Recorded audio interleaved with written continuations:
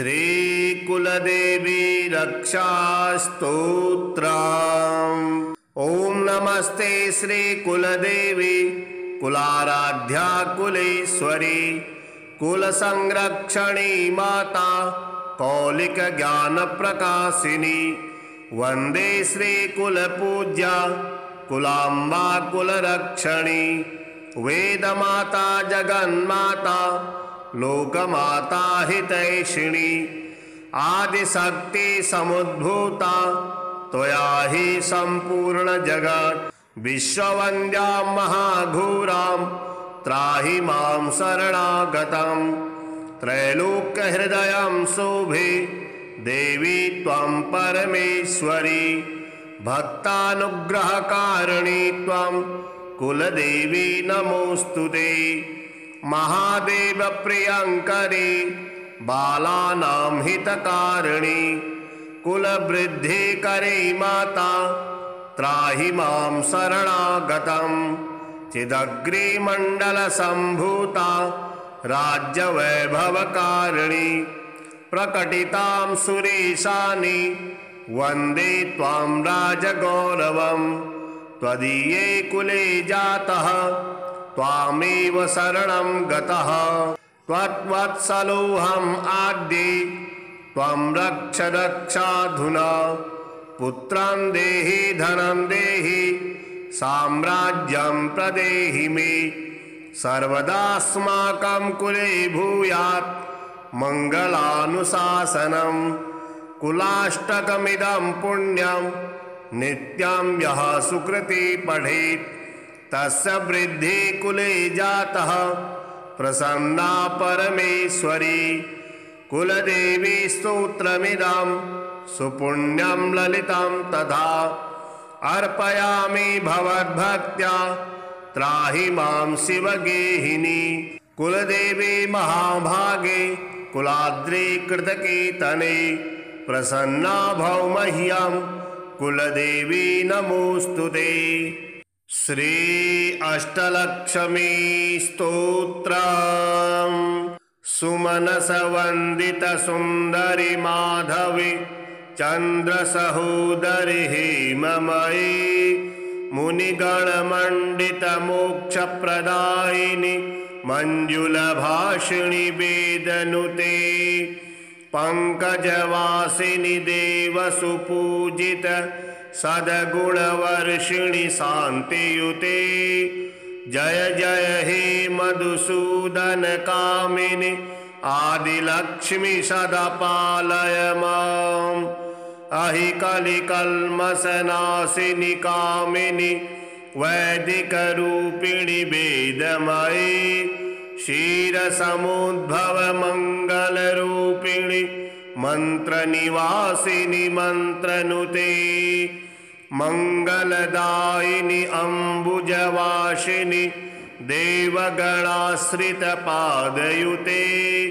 जय जय हे मधुसूदन कामिनी धान्यलक्ष्मी सदा पालय माम् जय वरवर्णिनि वैष्णवी भार्गवी मंत्रस्वरूपिणि मंत्रमयी सूर्यगण पूजित शीघ्र फलप्रद ज्ञान विकासिनी शास्त्रनुते भवभयहारिणि पाप विमोचनि साधु जनाश्रित पादयुते जय जय हे मधुसूदन कामिनी धैर्य लक्ष्मी सदा पालय माम् जय जय दुर्गति नाशिनी कामिनी सर्वफलप्रद शास्त्रमयी रथ गज तुरग पदादि समावृत परिजन मंडित लोकनुते हरिहर ब्रह्म सुपूजित सेवित ताप निवारिणि पादयुते जय जय हे मधुसूदन कामिनी गजलक्ष्मी रूपेण पालय माम् अहि खगवाहिनी मोहिनी चक्रिणी राग विवर्धिनी ज्ञानमयी गुणगणवारिधि लोकहितैषिणी स्वरसाप्तभूषितगाननुते सकलसुरासुरदेवमुनीश्वर मानववन्दितपादयुते जय जय हे मधुसूदनकामिनि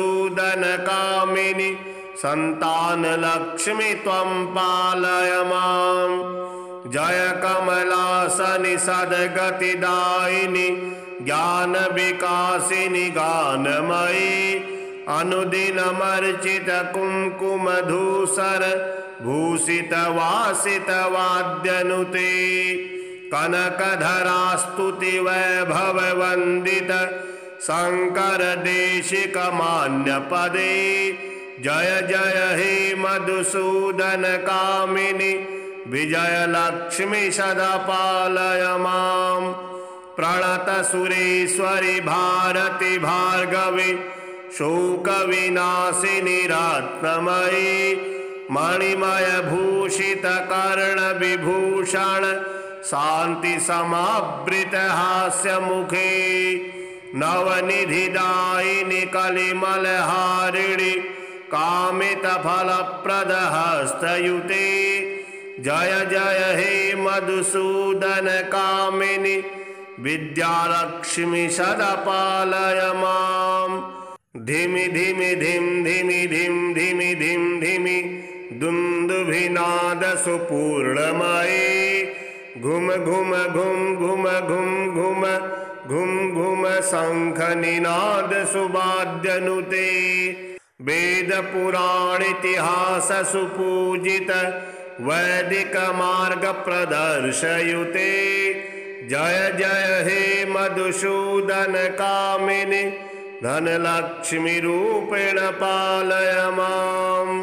श्री महालक्ष्मी स्तुतिः आदिलक्ष्मी नमस्तेस्तु परब्रह्म स्वरूपिणी यशो देहि धनं देहि सर्वकामास्य देहि मे संतानलक्ष्मी नमस्तेस्तु पुत्र पौत्र प्रदायिनी पुत्रान् देहि धनं देहि सर्वकामास्य देहि मे विद्यालक्ष्मी नमस्तेस्तु ब्रह्म विद्या स्वरूपिणी विद्यां देहि कलां देहि सर्वकामास्य देहि मे धनलक्ष्मी नमस्तेस्तु सर्वदारिद्र्यनाशिनी धनं देहि श्रियं देहि सर्वकामास्य देहि मे धान्यलक्ष्मी नमस्तेस्तु सर्वाभरणभूषिते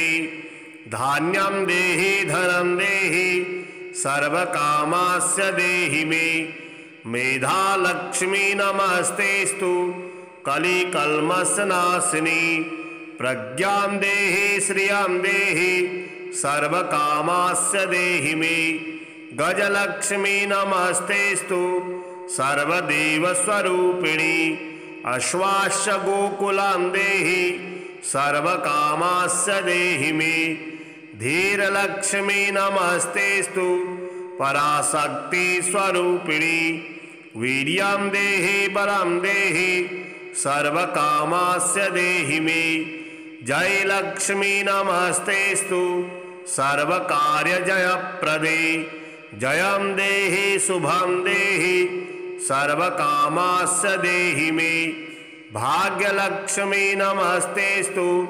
सौमंगल्यविवर्धिनी भाग्यं देहि श्रियं देहि सर्वकामास्य देहि मे कीर्तिलक्ष्मी नमस्तेस्तु विष्णुवक्षस्थलस्थिते कीर्तिं देहि श्रियं देहि सर्वकामास्य देहि मे आरोग्यलक्ष्मी नमस्तेस्तु सर्वरोगनिवारिणी आयुर्देहि श्रियं देहि सर्वकामास्य देहि मे सिद्धिलक्ष्मी नमस्तेस्तु सर्वसिद्धिप्रदायिनी सिद्धिं देहि श्रियं देहि सर्वकामास्य देहि मे सौंदर्यलक्ष्मी नमस्तेस्तु सर्वालंकारभूषोभिते सौंदर्यलक्ष्मी नमस्तेस्तु सर्वालंकारशोभिते रूपं देहि श्रियं देहि सर्वकामास्य देहि मे साम्राज्यलक्ष्मी नमस्तेस्तु भुक्ति मुक्ति प्रदायिनी मोक्षं देहि श्रियं देहि सर्वकामास्य देहि मे मंगले मंगलाधारे मांगल्ये मंगलप्रदे मंगलार्थं मंगलेशि मांगल्यं देहि मे सदा सर्वमंगलमांगल्ये शिवे सर्वार्थसाधिके शरण्ये त्र्यंबके देवी नारायणी नमोस्तुते शुभं भवतु कल्याणी आयुरारोग्य संपदां मम शत्रु विनाशाय दीपज्योति नमोस्तुते।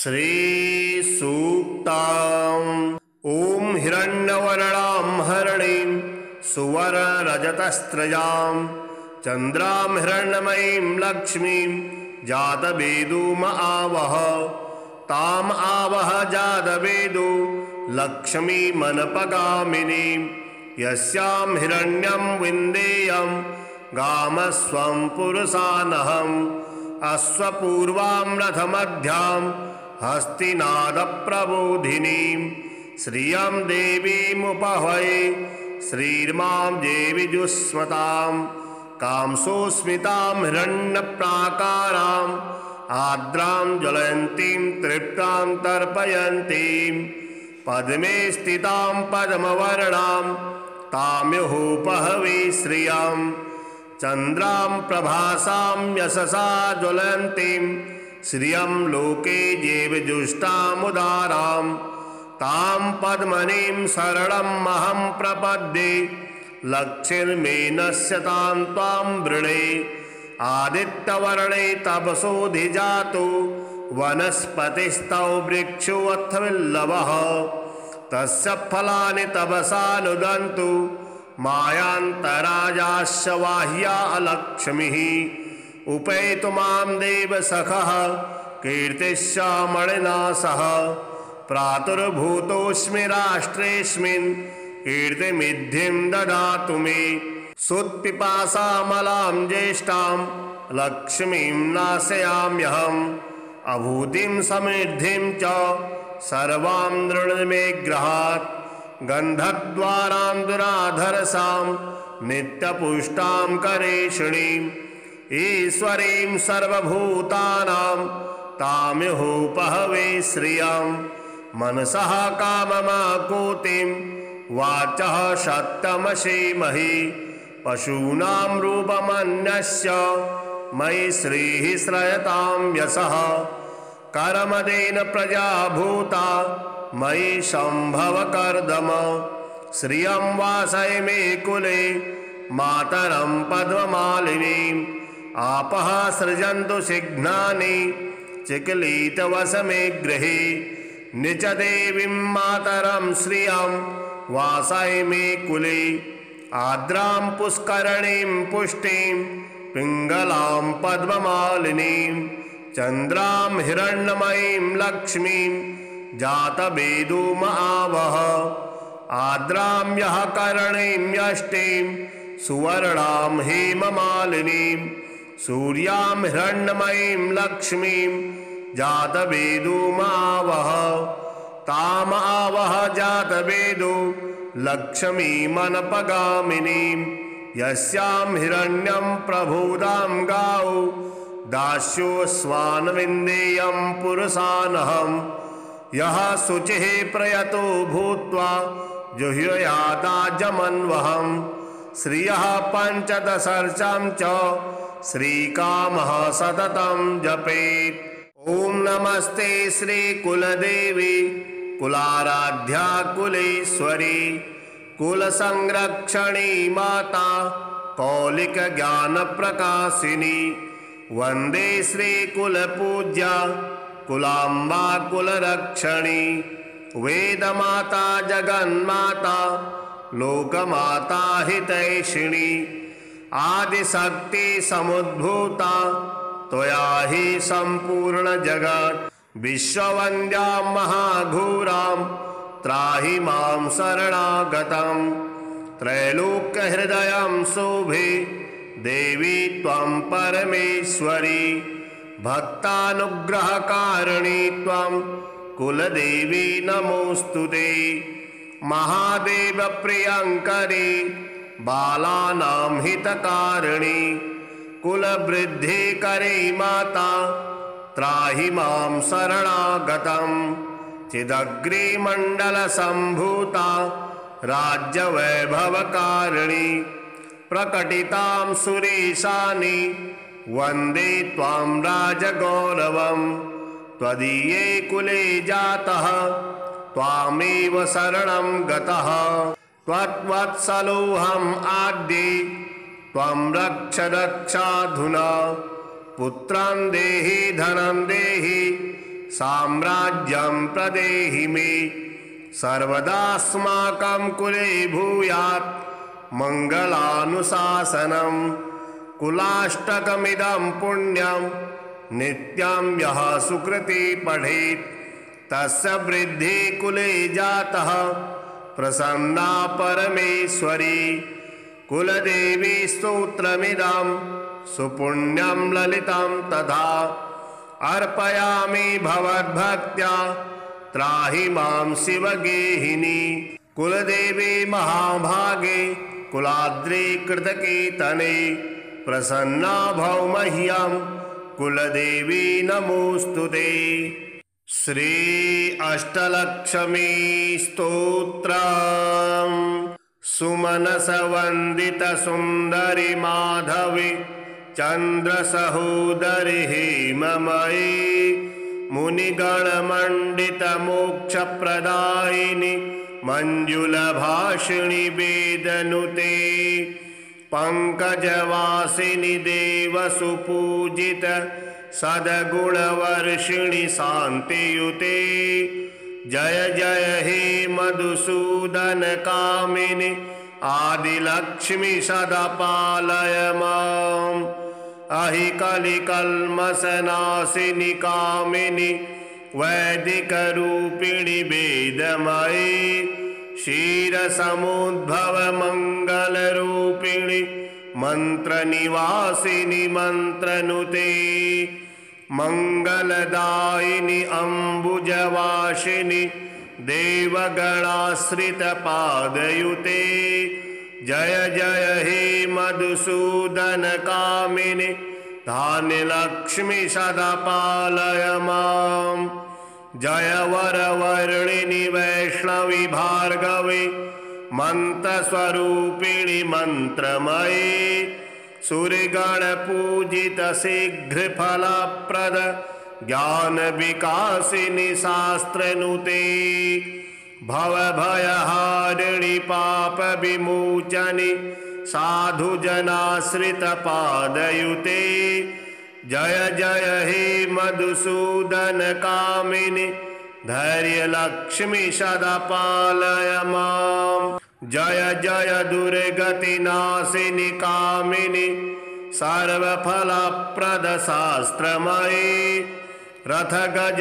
तुरग पदादि समावृत परिजन मंडित लोकनुते हरिहर ब्रह्म सुपूजित सेवित ताप निवारिणि पादयुते जय जय हे मधुसूदन कामिनि गजलक्ष्मी रूपेण पालय माम् अहि खगवाहिनि मोहिनि चक्रिणि रागविवर्धिनि ज्ञानमयी गुणगणवारिधि लोकहितैषिणि स्वरसाप्तभूषित गाननुते सकल सुरासुर देव मुनीश्वर मानव वंदित पादयुते जय जय हे मधुसूदन कामिनि संतान लक्ष्मी त्वं पालय माम्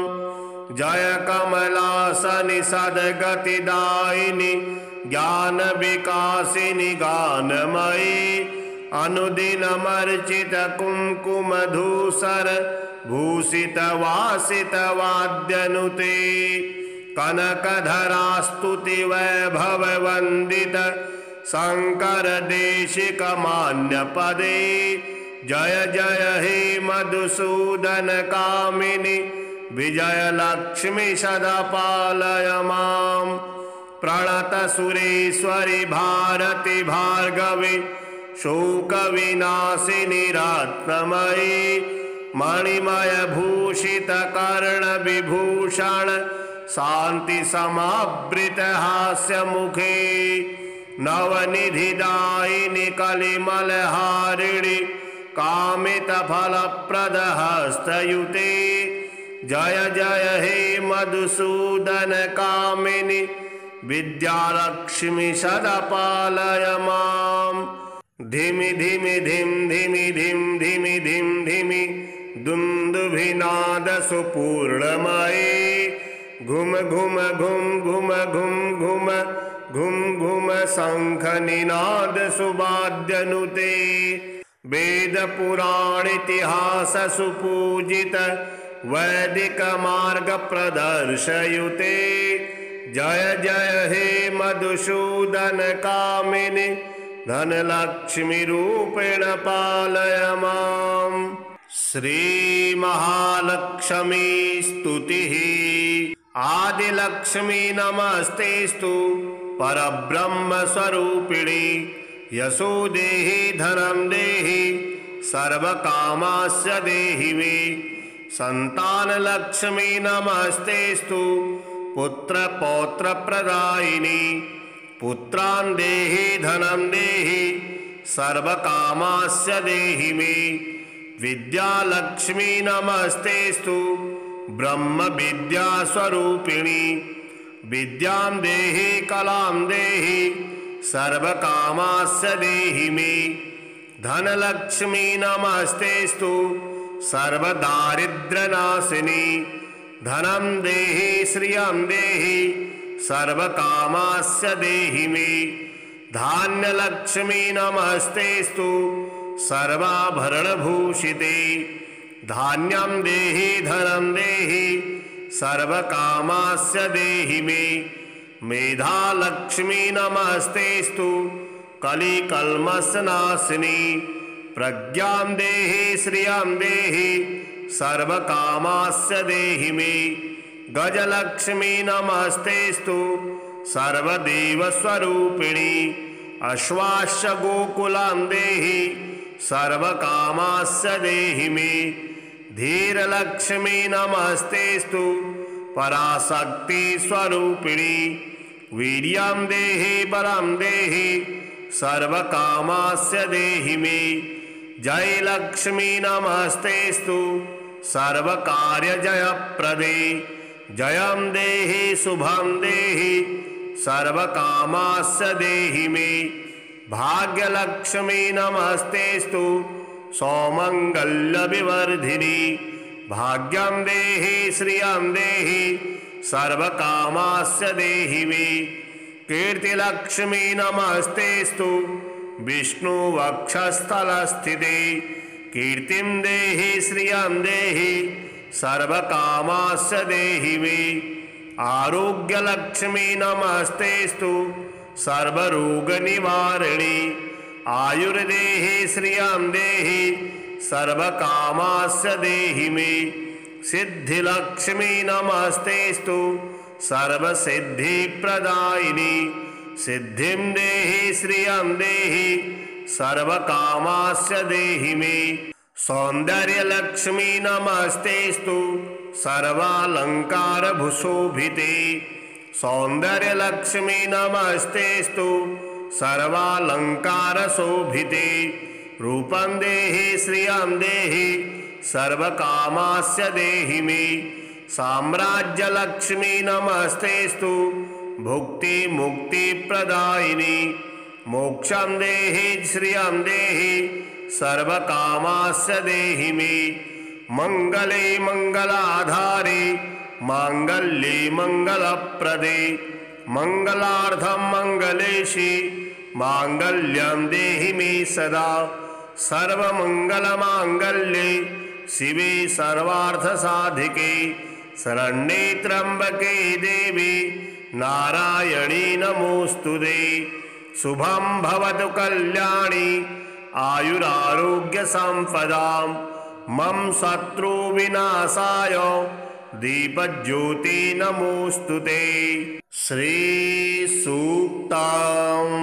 ओम हिरण्यवर्णां हरिणीं सुवर्णरजतस्रजां चन्द्रां हिरण्मयीं लक्ष्मीं जातवेदोम आवह ताम आवह जातवेदो लक्ष्मीमनपगामिनीं यस्यां हिरण्यं विन्देयं गामस्वं पुरुषानहम् अश्वपूर्वां रथमध्यां हस्तिनादप्रबोधिनीं श्रियं देवीमुपहये श्रीर्मां देवीजुष्मतां कांसोस्मितां हिरण्यप्राकाराम् आर्द्रां ज्वलन्तीं तृप्तां तर्पयन्तीं पद्मे स्थितां पद्मवर्णां ताम्युपहवे श्रियं चन्द्रां प्रभासां यशसा ज्वलन्तीं श्रियं लोके जीवजुष्टामुदारां तां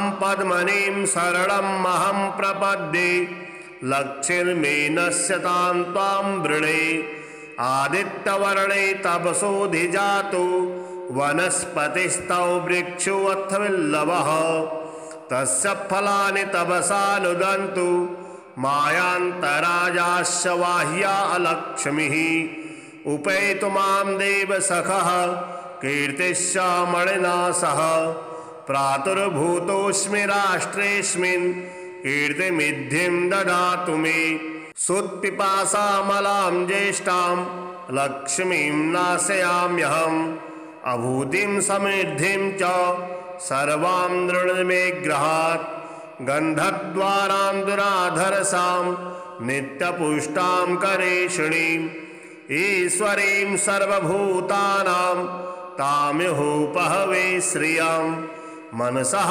काममाकुतिं वाचः सत्यमसीमहि पशूनां रूपमन्यस्य मयि श्रीः श्रयतां यशः कर्मदेन प्रजा भूता मयि सम्भव कर्दम श्रियं वासय मे कुले मातरं पद्ममालिनीम् आपः सृजन्तु सिघ्नानि चिक्लीतवसमे गृहे निच देवीं मातरं श्रियं वासय मे कुले आर्द्रां पुष्करणीं पुष्टिं पिङ्गलां पद्ममालिनीं चन्द्रां हिरण्मयीं लक्ष्मीं जातवेदोम आवह आर्द्रां यः करणीं यष्टिं सुवर्णां हेममालिनीं सूर्यां हिरण्मयीं लक्ष्मीं जातवेदोम आवह ताम आवह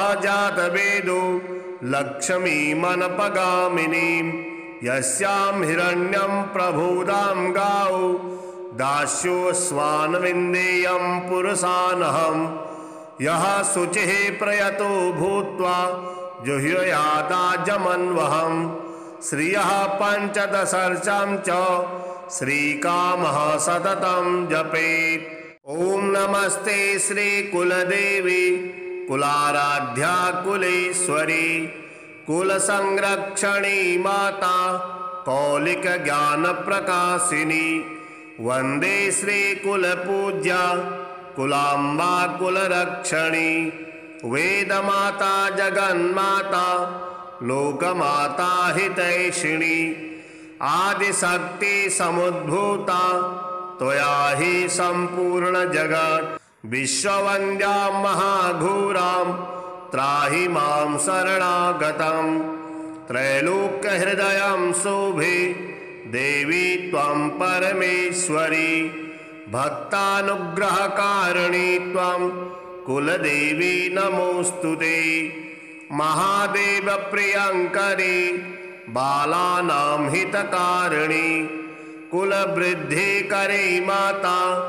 त्राहि मां शरणागतं चिदग्रिमण्डलसम्भूता राज्यवैभवकारिणी प्रकटितां सुरेशानि वन्दे त्वां राजगौरवं त्वदीये कुले जातः त्वामेव शरणं गतः त्वत्वत्सलोऽहम् आद्ये त्वं रक्ष रक्षाधुना पुत्रं देहि धनं देहि साम्राज्यं प्रदेहि मे सर्वदास्माकं कुले भूयात् मङ्गलानुशासनं कुलाष्टकमिदं पुण्यं नित्यं यः सुकृति पठेत् तस्य वृद्धि कुले जातः प्रसन्ना परमेश्वरी कुलदेवी स्तोत्रमिदं सुपुण्यं ललितं तथा अर्पयामि भवद्भक्त्या त्राहि मां शिवगेहिनी कुलदेवी महाभागे कुलाद्रि कृतकीर्तने प्रसन्ना भव मह्यं कुलदेवी नमोस्तुते। श्री अष्टलक्ष्मी स्तोत्रम् सुमनस वंदित सुंदरी माधवी चंद्रसहोदरी हेममयी मुनिगण मंडित मोक्ष प्रदायिनी मंजुल भाषिणी वेदनुते पंकजवासिनी देव सुपूजित सद्गुणवर्षिणि शांतियुते जय जय हे मधुसूदन कामिनी आदिलक्ष्मी सदा पालय माम् अहि कलिकल्मषनाशिनि कामिनी वैदिक रूपिणि वेदमयी क्षीरसमुद्भव मंगल रूपिणि मंत्र निवासिनी मंत्रनुते मंगलदायिनी अम्बुजवासिनी देवगणाश्रित पादयुते जय जय हे मधुसूदन कामिनी धान्यलक्ष्मी सदा पालय माम् जय वरवर्णिनि वैष्णवी भार्गवी मंत्रस्वरूपिणि मंत्रमयी सूर्यगण पूजित शीघ्र फलप्रद ज्ञान विकासिनी शास्त्रनुते भवभयहारिणि पाप विमोचनि साधुजनाश्रित पादयुते जय जय हे मधुसूदन कामिनी धैर्य लक्ष्मी सदा पालय माम् जय जय दुर्गति नाशिनी कामिनी सर्वफलप्रद शास्त्रमयी रथ गज तुरग पदादि समावृत परिजन मंडित लोकनुते हरिहर ब्रह्म सुपूजित सेवित ताप निवारिणि पादयुते जय जय हे मधुसूदन कामिनी गजलक्ष्मी रूपेण पालय माम् अहि खगवाहिनी मोहिनी चक्रिणी राग विवर्धिनी ज्ञानमयी गुणगणवारिधि लोकहितैषिणी स्वर साप्त भूषित गाननुते सकल सुरासुर देव मुनीश्वर मानव वंदित पादयुते जय जय हे मधुसूदन कामिनी संतान लक्ष्मी त्वं पालय माम् जय कमलासनि सद्गतिदायिनी ज्ञान विकासिनी गानमयी अनुदिनमर्चित कुंकुम धूसर भूषित वासित वाद्यनुते कनकधरा स्तुति वैभव वंदित शंकर देशिक मान्य पदे जय जय हे मधुसूदन कामिनी विजय लक्ष्मी सदा पालय माम् प्रणत सुरेश्वरी भारती भार्गवी शोक विनाशिनी रत्नमयी मणिमय भूषित कर्ण विभूषण शांति समावृत हास्य मुखे नवनिधि दायिनी कलिमल हारिणी कामित फल प्रद हस्तयुते जय जय हे मधुसूदन कामिनि विद्यालक्ष्मी सदा पालय माम्।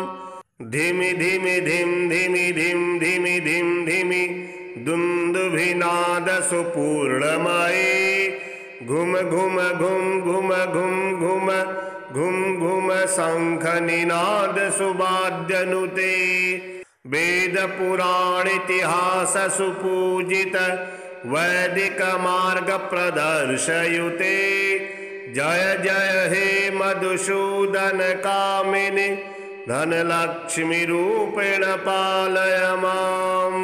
श्री महालक्ष्मी स्तुतिः आदिलक्ष्मी नमस्तेस्तु परब्रह्म स्वरूपिणी यशो देहि धनं देहि सर्वकामास्य देहि मे संतान लक्ष्मी नमस्तेस्तु पुत्र पौत्र प्रदायिनी पुत्रान् देहि धनं देहि सर्वकामास्य देहि मे विद्यालक्ष्मी नमस्तेस्तु ब्रह्म विद्या स्वरूपिणी विद्यां देहि कलां देहि सर्वकामास्य देहि मे धनलक्ष्मी नमस्तेस्तु सर्वदारिद्र्यनाशिनी धनं देहि श्रियं देहि सर्वकामास्य देहि मे धान्यलक्ष्मी नमस्तेस्तु सर्वाभरणभूषिते धान्यं देहि धनं देहि सर्वकामास्य देहि मे मेधालक्ष्मी नमस्तेस्तु कलिकल्मषनाशिनी प्रज्ञां देहि श्रियं देहि सर्वकामास्य देहि मे गजलक्ष्मी नमस्तेस्तु सर्वदेवस्वरूपिणी अश्वास्य गोकुलां देहि सर्वकामास्य देहि मे धीरलक्ष्मी नमस्तेस्तु पराशक्ति स्वरूपिणी वीर्यं देहि बलं देहि सर्वकामास्य देहि मे जयलक्ष्मी नमस्तेस्तु सर्वकार्यजयप्रदे जयं देहि शुभं देहि सर्वकामास्य देहि मे भाग्यलक्ष्मी नमस्तेस्तु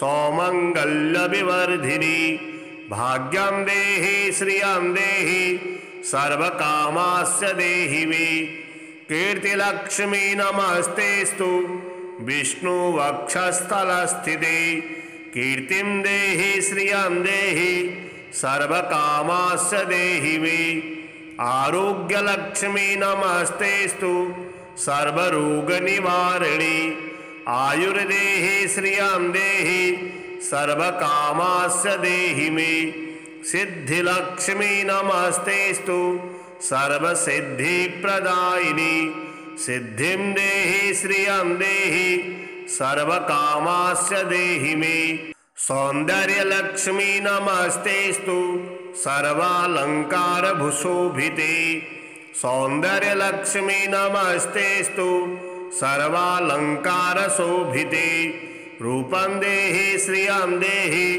सर्वकामास्य देहि मे साम्राज्यलक्ष्मी नमस्तेस्तु भुक्ति मुक्ति प्रदायिनी मोक्षं देहि श्रियं देहि सर्वकामास्य देहि मे मंगले मंगलाधारे मांगल्ये मंगलप्रदे मंगलार्थं मंगलेशि मांगल्यं देहि मे सदा सर्वमंगलमांगल्ये शिवे सर्वार्थसाधिके शरण्ये त्र्यंबके देवी नारायणी नमोस्तुते शुभं भवतु कल्याणी आयुरारोग्य संपदां मम शत्रु विनाशाय दीपज्योति नमोस्तुते। श्री सूक्तम् ओम हिरण्यवर्णां हरणीं सुवर्णरजतस्रजां चंद्रां हिरण्मयीं लक्ष्मीं जातवेदोम आवह ताम आवह जातवेदो लक्ष्मीमनपगामिनीं यस्यां हिरण्यं विन्देयं गामस्वं पुरुषानहम् अश्वपूर्वां रथमध्यां हस्तिनादप्रबोधिनीं श्रियं देवीमुपहये श्रीर्मां देवीजुष्मतां कांसोस्मितां हिरण्यप्राकाराम् आर्द्रां ज्वलन्तीं तृप्तां तर्पयन्तीं पद्मे स्थितां पद्मवर्णां ताम्युपहवे श्रियां चन्द्रां प्रभासां यशसा ज्वलन्तीं श्रियं लोके देवजुष्टामुदारां तां पद्मनीं शरणमहं प्रपद्ये लक्ष्मीर्मे नश्यतां त्वां वृणे आदित्यवर्णे तपसोऽधिजातो वनस्पतिस्तौ वृक्षोऽथ विल्लवः तस्य फलानि तपसा नुदन्तु मायान्तराजाश्च बाह्या अलक्ष्मीः उपैतु मां देवसखः कीर्तिश्च मणिना सह प्रातुर्भूतोऽस्मि राष्ट्रेऽस्मिन् कीर्तिमिद्धिं ददातु मे सुत्पिपासामलां ज्येष्ठां लक्ष्मीं नाशयाम्यहम् अभूतिं समृद्धिं च सर्वां नृणमे गृहात् गन्धद्वारां दुराधरसां नित्यपुष्टां करेषिणीं ईश्वरीं सर्वभूतानां ताम्युपहवे श्रियं मनसः काममाकुतिं वाचः सत्यमसीमहि पशूनां रूपमन्यस्य मयि श्रीः श्रयतां यशः कर्मदेन प्रजा भूता मयि सम्भव कर्दम श्रियं वासय मे कुले मातरं पद्ममालिनीम् आपः सृजन्तु सिघ्नानि चिक्लीतवसमे गृहे निच देवीं मातरं श्रियं वासय मे कुले आर्द्रां पुष्करणीं पुष्टिं पिङ्गलां पद्ममालिनीं चन्द्रां हिरण्मयीं लक्ष्मीं जातवेदोमावह आर्द्रां यः करणीं यष्टिं सुवर्णां हेममालिनीं सूर्यां हिरण्मयीं लक्ष्मीं जातवेदोमावह तामावह जातवेदो लक्ष्मीमनपगामिनीं यस्यां हिरण्यं प्रभुदां गावो दास्योऽस्वान्विन्देयं पुरुषानहं यः शुचिः प्रयतो भूत्वा जुह्यादाजमन्वहं श्रियः पञ्चदशर्चां च श्रीकामः सततं जपेत्। ॐ नमस्ते श्रीकुलदेवी कुलाराध्या कुलेश्वरी कुलसंरक्षणी माता कौलिकज्ञानप्रकाशिनी वन्दे श्रीकुलपूज्या कुलाम्बा कुलरक्षणी वेदमाता जगन्माता लोकमाता हितैषिणी आदिशक्ति समुद्भूता त्वया हि सम्पूर्ण जगत् विश्ववन्द्यां महाघोरां त्राहि मां शरणागतं त्रैलोक्यहृदयं शोभे देवी त्वं परमेश्वरी भक्तानुग्रहकारिणी त्वं कुलदेवी नमोऽस्तुते महादेव प्रियंकरी बालानां हितकारिणी कुलवृद्धिकरी माता त्राहि मां शरणागतं चिदग्रिमण्डलसम्भूता राज्यवैभवकारिणी प्रकटितां सुरेशानि वन्दे त्वां राजगौरवं त्वदीये कुले जातः त्वामेव शरणं गतः त्वत्वत्सलोऽहम् आद्ये त्वं रक्ष रक्षाधुना पुत्रं देहि धनं देहि साम्राज्यं प्रदेहि मे सर्वदास्माकं कुले भूयात् मङ्गलानुशासनं कुलाष्टकमिदं पुण्यं नित्यं यः सुकृति पठेत् तस्य वृद्धि कुले जातः प्रसन्ना परमेश्वरी कुलदेवी स्तोत्रमिदं सुपुण्यं ललितं तथा अर्पयामि भवद्भक्त्या त्राहि मां शिवगेहिनी। कुलदेवी महाभागे कुलाद्रि कृतकीर्तने प्रसन्ना भव मह्यं कुलदेवी नमोस्तुते। श्री अष्टलक्ष्मी स्तोत्रम्। सुमनस वंदित सुंदरी माधवी चंद्र सहोदरी हेममयी मुनिगण मंडित मोक्ष प्रदायिनी मंजुल भाषिणी वेदनुते पंकजवासिनी देव सुपूजित सद्गुण वर्षिणी शांतियुते। जय जय हे मधुसूदन कामिनी आदिलक्ष्मी सदा पालय माम्। अहि कलिकल्मषनाशिनी कामिनी वैदिक रूपिणी वेदमयी क्षीरसमुद्भव मंगल रूपिणी मंत्र निवासिनी मंत्रनुते मंगलदायिनी अम्बुजवासिनी देवगणाश्रित पादयुते। जय जय हे मधुसूदन कामिनी धान्यलक्ष्मी सदा पालय माम्। जय वरवर्णिनी वैष्णवी भार्गवी मंत्रस्वरूपिणी मंत्रमयी सूर्यगण पूजित शीघ्र फलप्रद ज्ञान विकासिनी शास्त्रनुते भवभयहारिणी पाप विमोचनी साधु जनाश्रित पादयुते।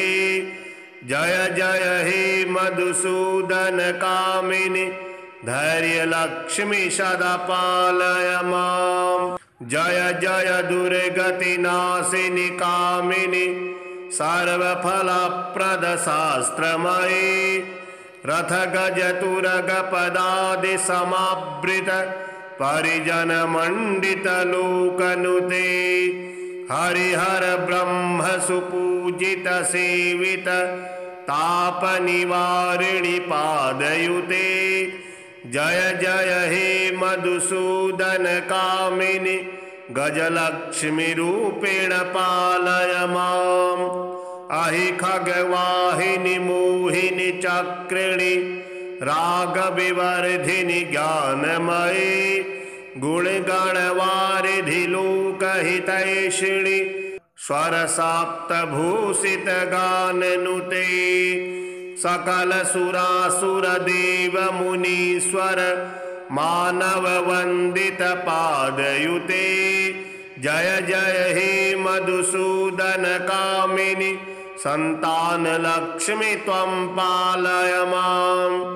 जय कमलासनि सद्गतिदायिनी ज्ञान विकासिनी गानमयी अनुदिनमर्चित कुंकुम धूसर भूषित वासित वाद्यनुते कनकधरास्तुति वैभव वंदित शंकर देशिक मान्य पदे। जय जय हे मधुसूदन कामिनी विजय लक्ष्मी सदा पालय माम्। प्रणत सुरेश्वरी भारती भार्गवी शोक विनाशिनी रत्नमयी मणिमय भूषित कर्ण विभूषण शांति समावृत हास्य मुखे नवनिधिदायिनी कलिमलहारिणी कामित फलप्रद हस्तयुते। जय जय हे मधुसूदन कामिनी विद्यालक्ष्मी सदा पालय माम्। धिमि धिमि धिम धिमि धिम धिमि धिम धिमि दुन्दुभिनाद सुपूर्णमयी घुम घुम घुम घुम घुम घुम घुम घुम शंख निनाद सुवाद्यनुते वेद पुराण इतिहास सुपूजित वैदिक मार्ग प्रदर्शयुते। जय जय हे मधुसूदन कामिनी धनलक्ष्मीरूपेण पालय माम्। श्रीमहालक्ष्मी स्तुतिः। आदिलक्ष्मी नमस्तेस्तु परब्रह्मस्वरूपिणी। यशो देहि धनं देहि सर्वकामास्य देहि मे। संतानलक्ष्मी नमस्तेस्तु पुत्रपौत्रप्रदायिनी। पुत्रान् देहि धनं देहि सर्वकामास्य देहि मे। विद्यालक्ष्मी नमस्तेस्तु ब्रह्मविद्यास्वरूपिणी। विद्यां देहि कलां देहि सर्वकामास्य देहि मे। धनलक्ष्मी नमस्तेस्तु सर्वदारिद्र्यनाशिनी। धनं देहि श्रियं देहि सर्वकामास्य देहि मे। धान्यलक्ष्मी नमस्तेस्तु सर्वाभरणभूषिते। धान्यं देहि धनं देहि सर्वकामास्य देहि मे। मेधालक्ष्मी नमस्तेस्तु कलिकल्मषनाशिनी। प्रज्ञां देहि श्रियं देहि सर्वकामास्य देहि मे। गजलक्ष्मी नमस्तेस्तु सर्वदेवस्वरूपिणी। अश्वास्य गोकुलां देहि सर्वकामास्य देहि मे। धीरलक्ष्मी नमस्तेस्तु पराशक्ति स्वरूपिणी। वीर्यं देहि बलं देहि सर्वकामास्य देहि मे। जयलक्ष्मी नमस्तेस्तु सर्वकार्यजयप्रदे। जयं देहि शुभं देहि सर्वकामास्य देहि मे। भाग्यलक्ष्मी नमस्तेस्तु सौमङ्गल्यविवर्धिनी। भाग्यं देहि श्रियं देहि सर्वकामास्य देहि मे। कीर्तिलक्ष्मी नमस्तेस्तु विष्णुवक्षस्थलस्थिते। कीर्तिं देहि श्रियं देहि सर्वकामास्य देहि मे। आरोग्यलक्ष्मी नमस्तेस्तु सर्वरोगनिवारिणी। आयुर्देहि श्रियं देहि सर्वकामास्य देहि मे। सिद्धिलक्ष्मी नमस्तेस्तु सर्वसिद्धिप्रदायिनी। सिद्धिं देहि श्रियं देहि सर्वकामास्य देहि मे। सौन्दर्यलक्ष्मी नमस्तेस्तु सर्वालङ्कारभूषोभिते। सौन्दर्यलक्ष्मी नमस्तेस्तु सर्वालङ्कारशोभिते। रूपं देहि श्रियं देहि सर्वकामास्य देहि मे। साम्राज्यलक्ष्मी नमस्तेस्तु भुक्तिमुक्तिप्रदायिनी। मोक्षं देहि श्रियं देहि सर्वकामास्य देहि मे। मंगले मंगलाधारे मांगल्ये मंगलप्रदे। मंगलार्थं मंगलेशि मांगल्यं देहि मे सदा। सर्वमंगलमांगल्ये शिवे सर्वार्थसाधिके। शरण्ये त्र्यंबके देवी नारायणी नमोस्तुते। शुभं भवतु कल्याणी आयुरारोग्यसम्पदां। मम शत्रुविनाशाय दीपज्योति नमोस्तुते। श्रीसूक्तम्। ॐ हिरण्यवर्णां हरणीं सुवर्णरजतस्रजां चन्द्रां हिरण्मयीं लक्ष्मीं जातवेदोम आवह। ताम आवह जातवेदो लक्ष्मीमनपगामिनीं। यस्यां हिरण्यं विन्देयं गामस्वं पुरुषानहम्। अश्वपूर्वां रथमध्यां हस्तिनादप्रबोधिनीं। श्रियं देवीमुपहये श्रीर्मां देवीजुष्मतां। कांसोस्मितां हिरण्यप्राकारां आर्द्रां ज्वलन्तीं तृप्तां तर्पयन्तीं। पद्मे स्थितां पद्मवर्णां ताम्युपहवे श्रियं। चन्द्रां प्रभासां यशसा ज्वलन्तीं। श्रियं लोके जीवजुष्टामुदारां।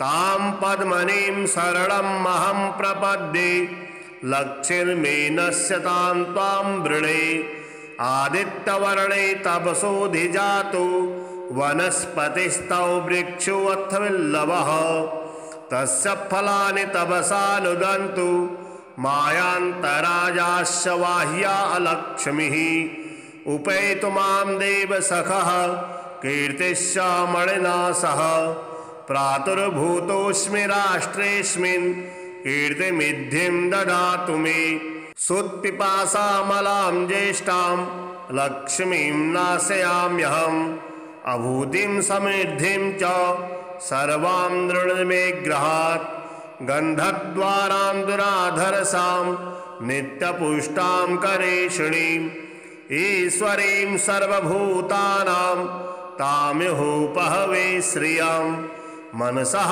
काममाकूतिं वाचः सत्यमसीमहि पशूनां रूपमन्यस्य मयि श्रीः श्रयतां यशः कर्मदेन प्रजा भूता मयि सम्भव कर्दम श्रियं वासय मे कुले मातरं पद्ममालिनीम् आपः सृजन्तु सिघ्नानि चिक्लीतवसमे गृहे निजदेवीं मातरं श्रियं वासय मे कुले आर्द्रां पुष्करणीं पुष्टिं पिङ्गलां पद्ममालिनीं चन्द्रां हिरण्मयीं लक्ष्मीं जातवेदोमावह आर्द्रां यः करणीं यष्टिं सुवर्णां हेममालिनीं सूर्यां हिरण्मयीं लक्ष्मीं जातवेदोमावह